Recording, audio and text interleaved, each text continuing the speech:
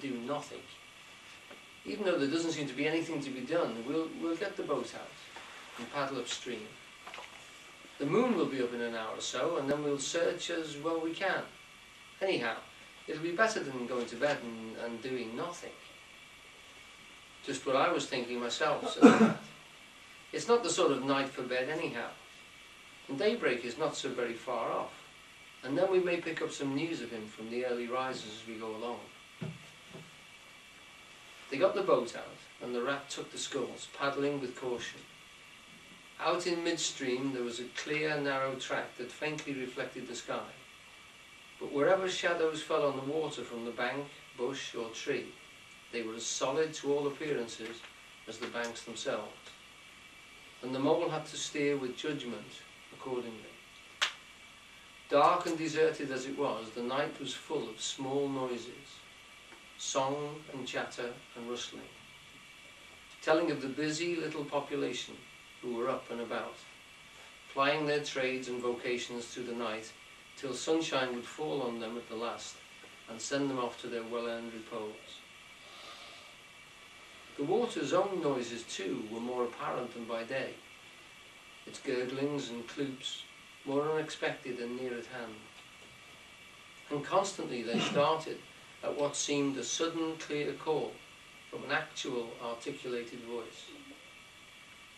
The line of the horizon was clear and hard against the sky, and in one particular quarter it showed black against the silvery climbing phosphorescence that grew and grew.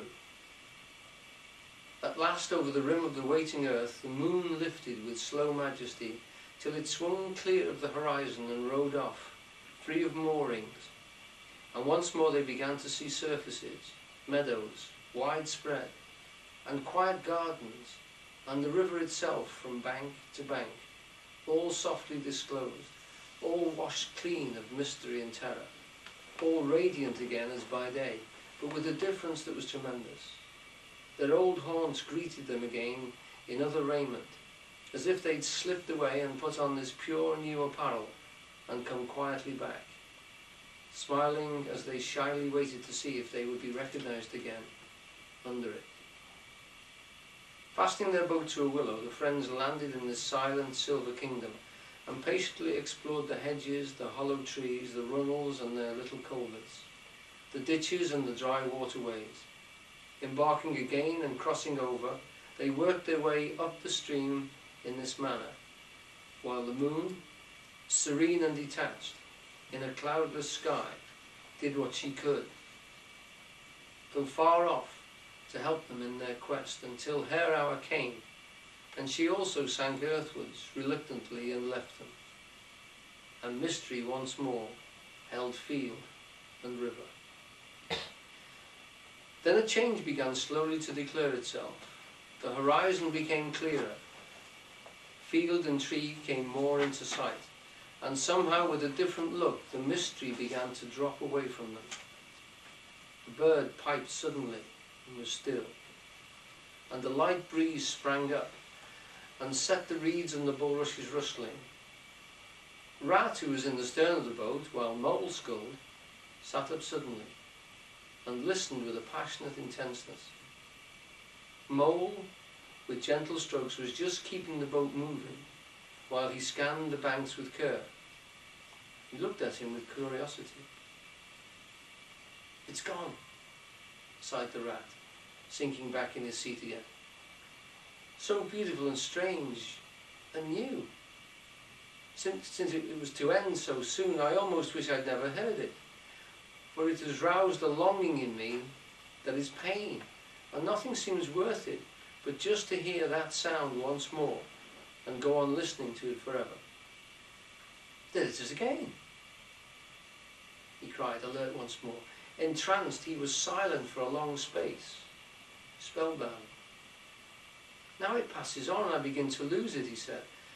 "Mole, the beauty of it, the merry bubbling and joy, the thin, clear, happy call of that distant piping. Such music I'd never dreamt of. And the call in it is stronger than even the music is sweet. Row on, Mole, row, for the music and the call. It must be for us." The mole greatly wondered, obeyed. I heard nothing myself, he said, but the wind. It's the wind playing in the reeds and the rushes and the osiers. The rat never answered, if indeed he even heard.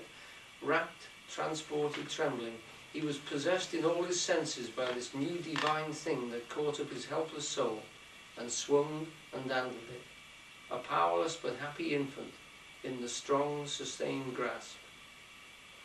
In silence, Mole rowed steadily, and soon they came to a point where the river divided, a long backwater branching off to one side, and with a slight movement of his head, Rat, who had dropped the rudder lines, directed the rower to take the backwater. The creeping tide of light gained and gained, and now they could see the colour of the flowers that gemmed the water's edge.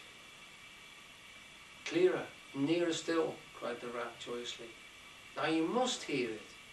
Ah, at last I see you do. Breathless and transfixed, the mole stopped rowing as the liquid run of that glad piping broke on him like a wave. It caught him up and possessed him utterly. He saw the tears on his comrade's cheeks and bowed his head and understood. For a space they hung there, brushed by the purple loosestrife that fringed the bank. Then the clear, imperious summons that marched hand in hand with the intoxicating melody imposed its will on Mole, and mechanically he bent to his oars again, and the light grew steadily stronger. But no bird sang as they were wont to do at the approach of dawn, and but for the heavenly music, all was marvellously still. I'm